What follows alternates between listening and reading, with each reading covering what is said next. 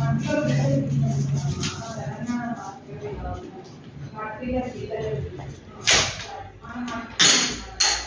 only takes 3 steps to make. First, take a paper and fold it into half.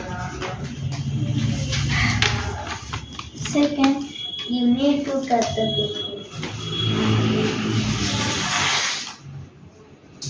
Third, you should fold like this. Fourth, you should keep a turning like this.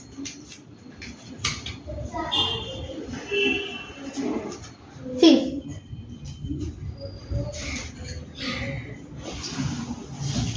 it's done. So now you should put the paper, pencil in it and